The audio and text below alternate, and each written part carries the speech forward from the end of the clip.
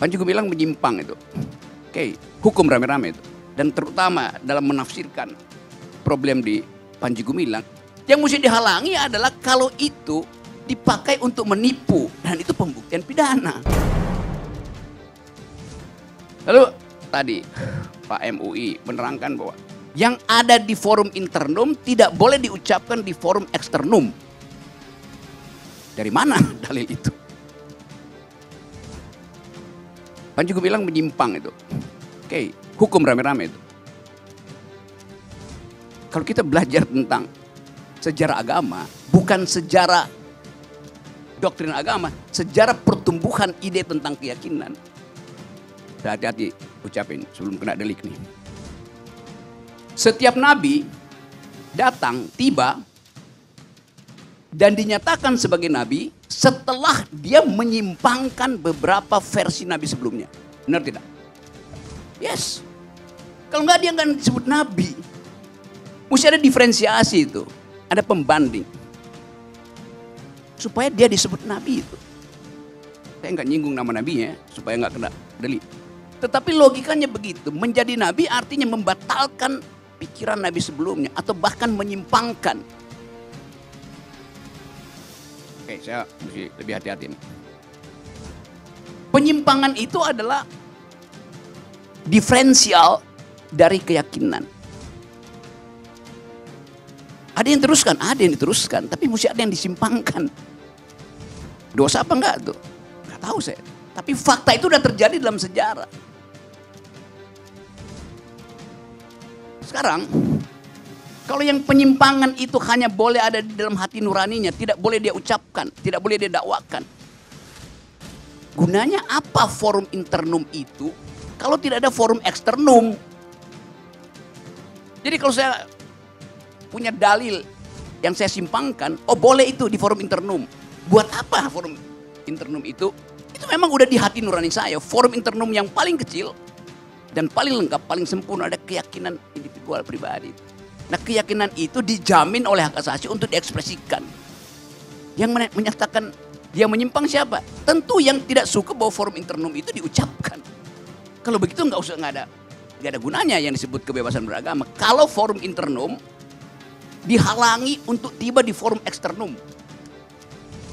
Poin itu. Dalam soal tadi dan terutama dalam menafsirkan problem di Panji Gumilang, seolah-olah kita halangi Panji Gumilang mengucapkan forum eksternum.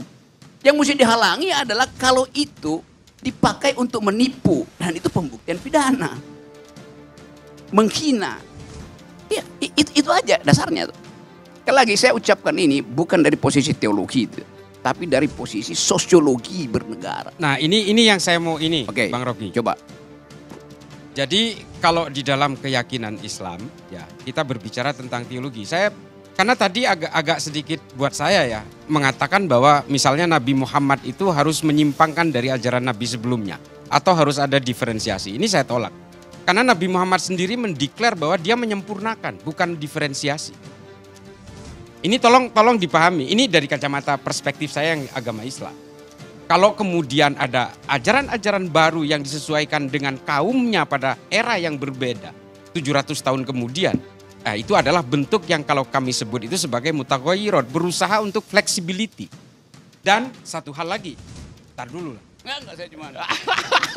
Satu hal lagi, jangan kemudian proposal of justice itu kemudian seolah-olah memberikan kebebasan kepada orang untuk berbuat sesuka-sukanya. Itu saya juga nggak setuju. Kalau itu seolah-olah ini menjadi alat pembenar bagi kelompok-kelompok seperti ini. Nah ini dua hal ya Bang Rocky yang saya ingin. Saya nangkap loh. Siasatnya saya nangkap tuh. Yes, itu kalimat.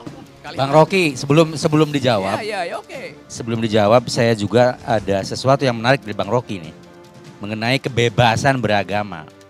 Betul, kita memiliki kebebasan beragama. Tetapi di dalam agama itu ada yang mengatur yang tidak boleh bebas.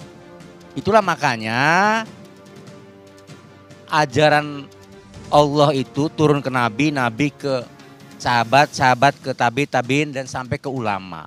Itu sanadnya jelas. Jadi tidak bisa kemudian individu-individu menghayalkan sendiri pemikirannya lalu kemudian disampaikan ke publik. Itu yang tidak boleh. Ya, saya tahu. Nah, Saya itu, Bang. coba. Jadi jangan sampai nanti tadi seperti Nabi mempunyai deviasi, itu mungkin yang lain pemikirannya. Tetapi bahwa Nabi Muhammad SAW itu tadi selain disampaikan oleh Bung Islah bahwa itu adalah penyempurna, itu juga terkunci sudah menjadi khotamin Nabi. Jadi Nabi yang terakhir. Jadi nggak boleh lagi kemudian karena kebebasan beragama dan lain-lain lalu menjadi Nabi ingin. Nanti berhadapan seperti Musadek tadi. Dari tadi saya bikin asumsi bahwa saya bicara dari perspektif warga negara, bukan perspektif orang beragama itu. Lain itu. Rocky Gerung buka suara soal kontroversi pernyataan Panji Gumilang. Ada beberapa pernyataan dari Wasekjen MUI yang tidak disetujui oleh Rocky Gerung. Seperti soal MUI yang melarang Panji Gumilang menyebarkan ajaran yang dinilai menyimpang oleh masyarakat. Menurut Rocky Gerung, menyebarkan ajaran yang diyakini oleh seseorang merupakan kebebasan setiap warga negara. Namun dalam hal ini, Wasekjen MUI melawan pernyataan tersebut. Menurut Wasekjen MUI, sudah kewajiban bagi MUI untuk melindungi umat dari paparan ajaran menyimpang yang bisa menyesatkan masyarakat awam. Di sisi lain, Rocky Gerung setuju Panji Gumilang ditindak hukuman pidana jika Panji Gumilang terbukti menyimpangkan ajaran agama untuk menipu orang atau digunakan untuk melakukan tindak pidana kejahatan.